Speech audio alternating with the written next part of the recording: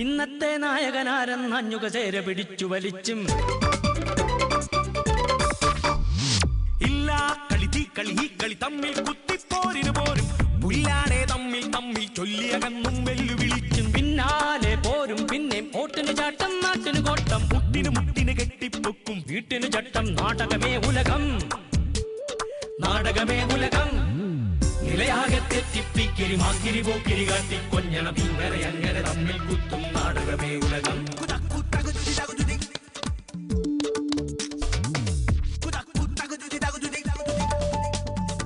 നാടകമേ ഉലകം നാടകമേ ഉലകം.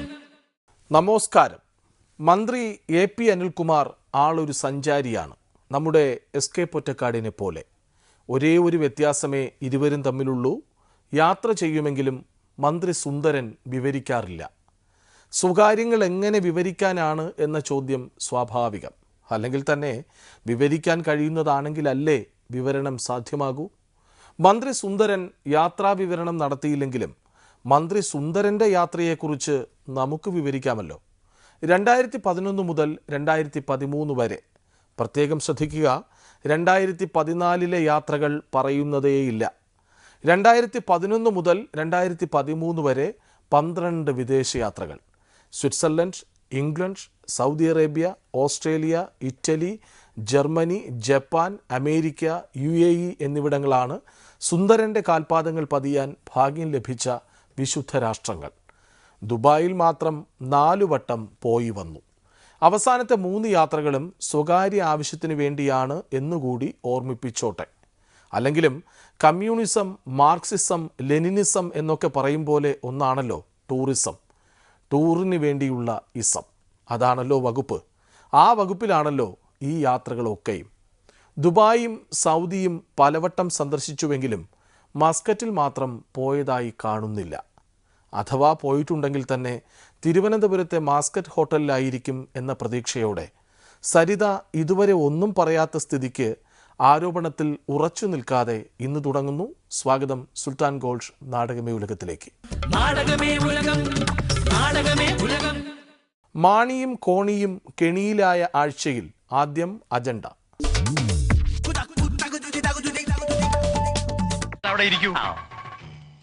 മന്ത്രി രാജിവെക്കണം. അയ്യോ. KM മാണി രാജിവെക്കണം. അയ്യോ. എങ്ങോട്ടിറങ്ങാൻ ഞാനൊന്ന് ഒതുങ്ങി കഴിഞ്ഞോട്ടെ. പാലവരത്തിലേക്ക് പോവോ? ഞാൻ പാലായിക്ക് പൊക്കോളാം. ചില തികട്ടലുകള് ചിലരുടെ ഭാഗത്ത് ഉണ്ടാകാറുണ്ട്. ചിലരിപ്പോൾ സംശയിക്കുന്നത് ചിലര് മാത്രമാണ് ചിലര് എന്നത്. ആ ചിലരെന്ന് പറയുന്നത് താനാരാണെന്ന് തനിക്കറിയാമേലെങ്കിൽ താൻ എന്നോട് ചോദിക്ക് താൻ ആരാണെന്ന്. തനിക്ക് ഞാൻ പറഞ്ഞു തരാം താൻ ആരാണ്. എന്നിട്ട് ഞാൻ ആരാണെന്ന് എനിക്കറിയാമോ താൻ എന്നോട് ചോദിക്ക്. അപ്പൊ തനിക്ക് ഞാൻ പറഞ്ഞു തരാം താൻ ആരാണെന്ന്. കേരളത്തിൽ എന്തെങ്കിലും വികസനം ഉണ്ടായിട്ടുണ്ടോ? ഈ കടബാധ്യയുടെ ആരാ ഉത്തരവാദി? ചോദിക്കുന്നത് മുമ്പേ പറഞ്ഞു കഴിഞ്ഞില്ലേ അല്ലേ? ദൈവത്തെ ഓർത്ത് എന്നെ ചിരിക്കില്ലേ? ഞാൻ ഒരു വിവാദത്തിനും ഇല്ല. ജീവിതത്തിൽ പണം മാത്രം പോരാ, സ്നേഹിക്കാനാണ്. ഞാൻ ഈ നാട്ടിലൊരു പൗരനല്ലേ? വേദനിക്കുന്ന കോടീശ്വരൻ, അതാണ് ഞാൻ. 50 വർഷത്തെ രാഷ്ട്രീയ ചരിത്രത്തിനിടെ ഇതുവരെ കോഴിയല്ലാതെ കോഴ വാങ്ങിയിട്ടില്ലെന്ന് മാണി സാർ ആവർത്തിച്ച് നിലവിളിക്കുകയാണ്. 50 വർഷം കോഴ വാങ്ങാത്തതുകൊണ്ട് 51ാമത്തെ വർഷം വാങ്ങിക്കൂടെ എന്ന് ആരും ചോദിച്ചു കണ്ടില്ല. ഏതായാലും മാണി സാർ മണിയുടെ കാര്യത്തിൽ ഇമ്മിണി വലിയ കെണിയിലാണ്. അതുകൊണ്ടാണല്ലോ ബിജു രമേശിനെയും ബാർ അസോസിയേഷനെയും തെളിവുകൾ കൊണ്ടുവരാൻ പ്രകോപിപ്പിക്കേണ്ടെന്ന് മാണി സാർ ജോസഫ് സാറിൻ്റെ കാതിൽ മന്ത്രിച്ചത്. ഇടതുപക്ഷമാകട്ടെ വേണോ വേണ്ടയോ എന്നുറപ്പിക്കാതെ വേണ്ടണം എന്ന മട്ടിൽ മാണി സാർ പുറത്തു പോയേ തീരൂ എന്ന് ആവർത്തിച്ചാവശ്യപ്പെടുകയാണ്. മാണി സാറാകട്ടെ എന്നെ വെറുതെ വിടൂ, ഞാനിവിടെ ഒതുങ്ങി ജീവിച്ചോളാമേ എന്ന് താണുവണങ്ങി കേണ് കരയുകയാണ്. അവിടെ ഇരിക്കൂ, ചിരിക്കണ്ട, കണ്ണടച്ച് പ്രാർത്ഥിച്ചോളൂ. രാജിവെക്കാൻ മാണി തയ്യാറാകുന്നില്ലെങ്കിൽ മാണിയെ മുഖ്യമന്ത്രി പുറത്താക്കണം. ഇറങ്ങ്. എങ്ങോട്ടിറങ്ങാൻ? KM മാണി രാജിവെക്കണം. ഞാനൊന്ന് ഒതുങ്ങി കഴിഞ്ഞോട്ടെ. KM മാണി മന്ത്രിസ്ഥാനത്ത് നിന്ന് രാജിവെക്കണം. എങ്ങോട്ട് പോകാൻ? KM മാണിയെ മന്ത്രിസ്ഥാനത്ത് നിന്ന് പുറത്താക്കണം.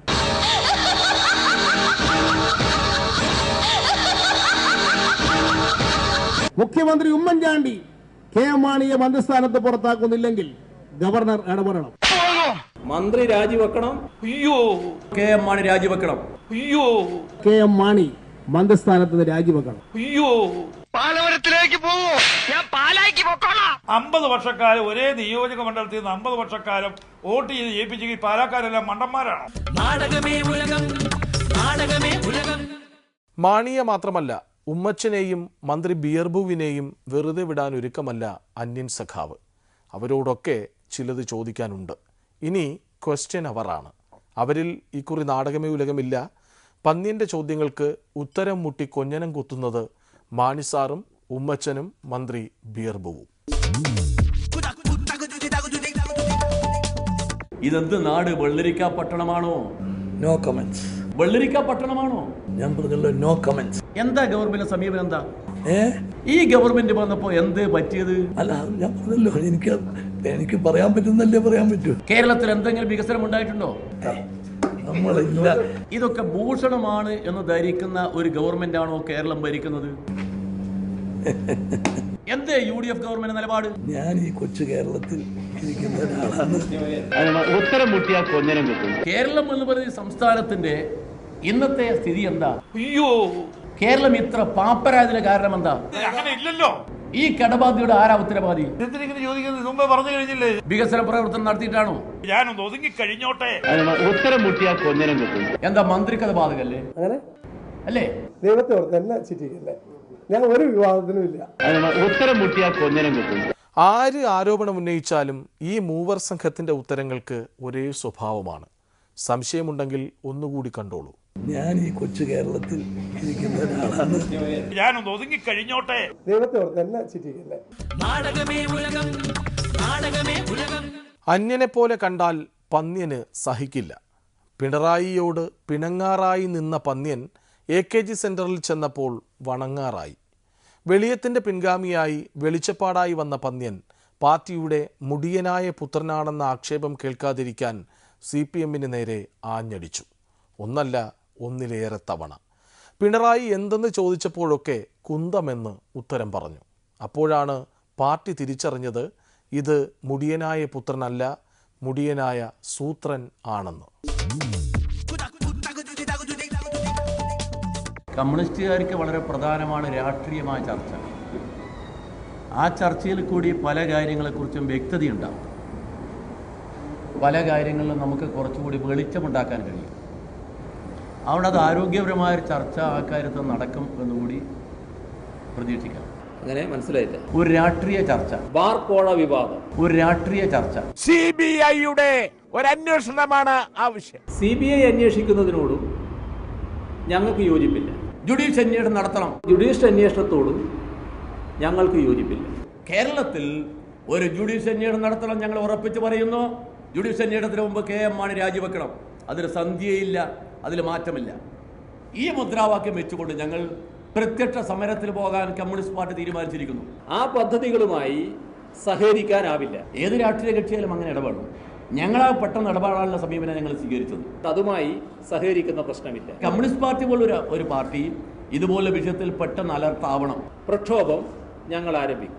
നമ്മളെ ഇടതുപക്ഷ പ്രസ്ഥാനത്തിന്റെ സമരങ്ങൾ ഒന്നും തന്നെ ക്ലച്ച് പിടിക്കുന്നില്ല. പാതി വഴിക്ക് നിന്നുപോകുന്ന സ്ഥിതി. നമ്മുടെ സമരത്തെക്കുറിച്ച് പൊതുവിലൊരു ധാരണ ഇപ്പോൾ വന്നിരിക്കുന്നത് ഒരു അഡ്ജസ്റ്റ്മെന്റ് സമരം എന്ന പ്രചരണം നാട്ടിൽ ആകമാനം വരുന്നത് അത് തുടക്കം മുതലേ ഉണ്ട്. ഇപ്പോഴും നമ്മൾ തമ്മിലൊരു തർക്കത്തിനും പൊതു തർക്കത്തിനും ഞാനില്ല. ബാക്കി നമുക്ക് പിന്നെ പറയാം, അതാ നല്ലത്. CPMന്റെ അഭിപ്രായം CPMന് പറയാം, ഞങ്ങളുടെ അഭിപ്രായം ഞങ്ങൾക്ക് പറയാം, പിന്നെ പറയാം, അതാ നല്ലത്. ഇതുപോലൊരു കോഴ സംഭവം നടന്നിട്ടും അതിന് കാര്യമായ പ്രതികരണം കേരളത്തിൽ ഇല്ല എന്നുള്ളത് നമ്മൾ ആലോചിക്കേണ്ട ഒരു കാര്യമാണ്. നമ്മുടെ സമരത്തെക്കുറിച്ച് പൊതുവിലൊരു ധാരണ ഇപ്പോൾ വന്നിരിക്കുന്നത് ഒരു അഡ്ജസ്റ്റ്മെന്റ് സമരം. അതായത് അഡ്ജസ്റ്റ്മെന്റ് സമരം എന്ന് പറയുന്നതുകൊണ്ട് ഉദ്ദേശിക്കുന്നത് ഗവൺമെന്റുമായി അഡ്ജസ്റ്റ്മെന്റ് എന്നാണ്. അത് പറഞ്ഞതാരായാലും സ്വാഭാവികമായുള്ളൊരു വീൺവാക്കാണ്. ഒരു അഡ്ജസ്റ്റ്മെന്റ് സമരം. ഏതാണ് അഡ്ജസ്റ്റ്മെന്റ് സമരം? അഡ്ജസ്റ്റ്മെന്റ് ഇല്ല. ആ സംശയത്തിന് ഇപ്പൊ എനിക്ക് ഉത്തരം പറയാൻ കഴിയില്ല. അല്ല, താങ്കൾ പറഞ്ഞൊരു സീരിയസ് ആയ കാര്യമാണ്. ഇരിക്കുന്ന സ്ഥാനത്തിന്റെ പ്രത്യേകത മനസ്സിലാക്കാതെയുള്ള ഒരു തെരുവ് പ്രസംഗത്തിന്റെ ഭാഗം മാത്രമാണ്. ആ കസേരയിലൂടെ എങ്ങനെ ഇരിക്കണം എന്നുള്ളതിനെ കുറിച്ച് ഞാൻ അധികമായി സംസാരിക്കാം. എങ്ങനെ ഇരിക്കണം എന്നുള്ള കാര്യം അധികമായി ആലോചിക്കാം. ഒരു തെരുവ് പ്രസംഗത്തിന്റെ ഭാഗം മാത്രമാണ്. തെരുവ് പ്രസംഗം. അതെ, എന്താ സംശയം? തെരുവിൽ പ്രസംഗിച്ച് എന്നുള്ളതുകൊണ്ട് ആ പ്രസംഗത്തിന്റെ മാറ്ററാണ് നോക്കേണ്ടത്. തെരുവിൽ എന്ത് പ്രസംഗിച്ചെന്നുള്ളതല്ല. നമ്മുടെ നാടിന്റെ ദുരവസ്ഥ.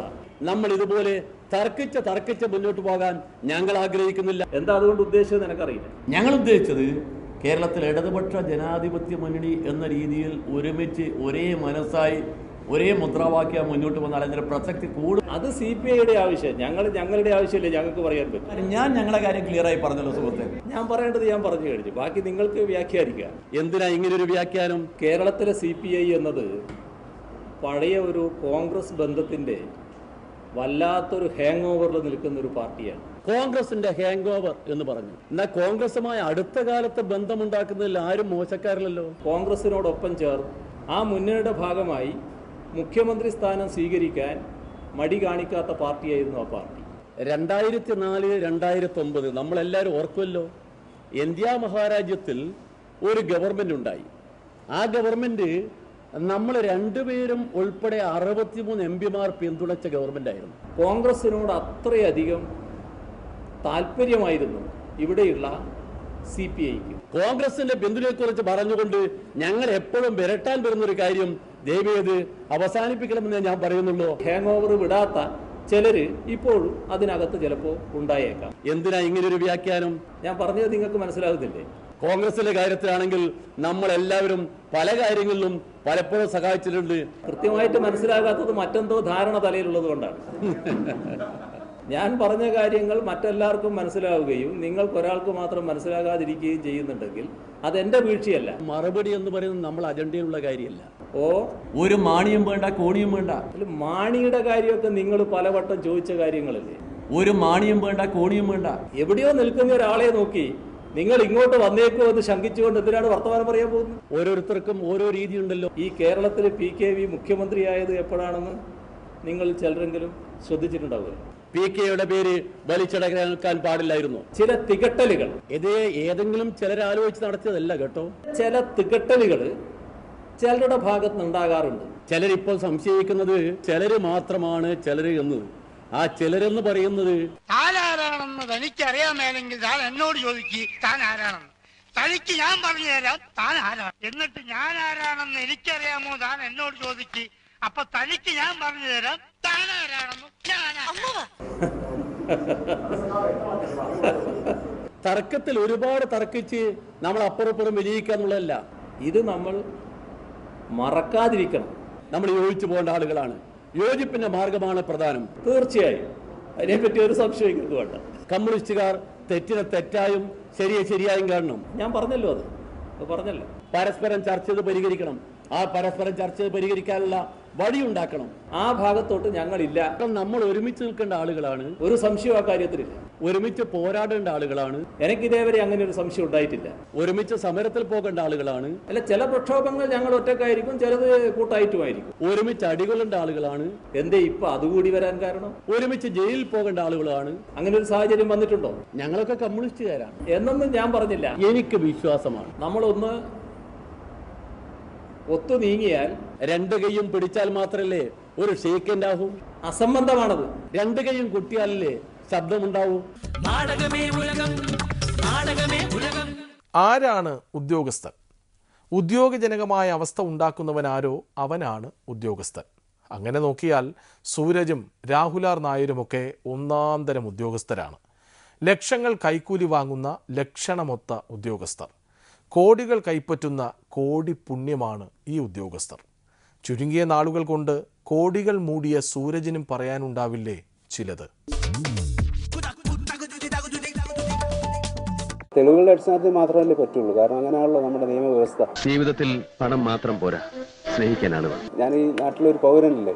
വേദനിക്കുന്ന കോടീശ്വരൻ, അതാണ് ഞാൻ. സ്വാഭാവികമായിട്ട് പ്രശ്നം ഉണ്ടാവും. കാരണം ചെയ്യാത്തൊരു കുറ്റത്തിന്. നല്ല പ്രയോഗം. വേദനിക്കുന്ന കോടീശ്വരൻ. എനിക്ക് ഒരു ഓഫീസർ എന്നൊരു കവിഞ്ഞ് എനിക്ക് സോഷ്യൽ ലൈഫുണ്ട്, ഒരു വ്യക്തിയാണ്, കുടുംബമുണ്ട്. സ്നേഹിക്കാനുള്ള മനസ്സുണ്ട്, പക്ഷേ സ്നേഹിക്കാൻ ആളെ കിട്ടുന്നില്ല. അതെ. ഇനി ഇരട്ട ചോദ്യമാണ്. 2 പേർ 2 ചോദ്യം, ഒറ്റ ഉത്തരം. രവിയേട്ടാ, ഇനി മാണി സാർ ഇടത്തോട്ട് വന്നാൽ സ്വീകരിക്കുമോ? ഒരു മാണിയും വേണ്ട, കോണിയും വേണ്ട. അല്ല മജീദ് ക, രവിയേട്ടൻ എന്താണ് പറഞ്ഞതെന്ന് കേട്ടില്ലേ? മാണിയും വേണ്ട, കോണിയും വേണ്ട. നാടകമേ ഉലകം, നാടകമേ ഉലകം. മാണിയും വേണ്ട കോണിയും വേണ്ടെന്ന് LDFും മാണിയും പോകില്ല കോണിയും പോകില്ലെന്ന് UDFും ഉറപ്പാക്കി. ബാർ കോഴയിലൂടെ കേരള കോൺഗ്രസിനെയും സൂരജ് കോടിയിലൂടെ ലീഗിനെയും ഉമ്മച്ചൻ കൂട്ടിലാക്കി.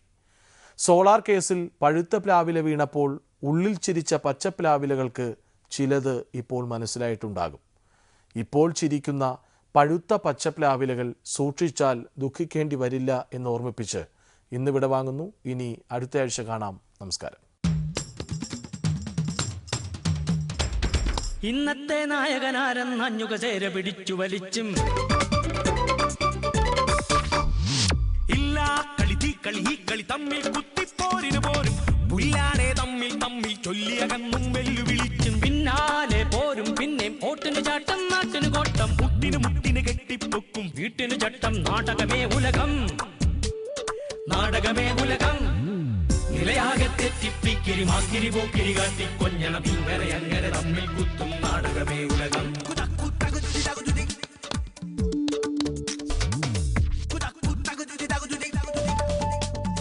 മൂക്കില്ല മൂക്കന്റെ വാക്കിനു തൂക്കം, നാക്കിന് താക്കം, നോക്കിനു തക്കം. ദിക്കാകെ തെറ്റി തിക്കി ചായ വളർത്തി മേനി മിനുക്കി പാരാകെ പാടി നടക്കും തന്നുടെ മേനികൾ നാടും വീടും തോടും മേടും കാടും തന്നുടെ താക്കും ചട്ടം.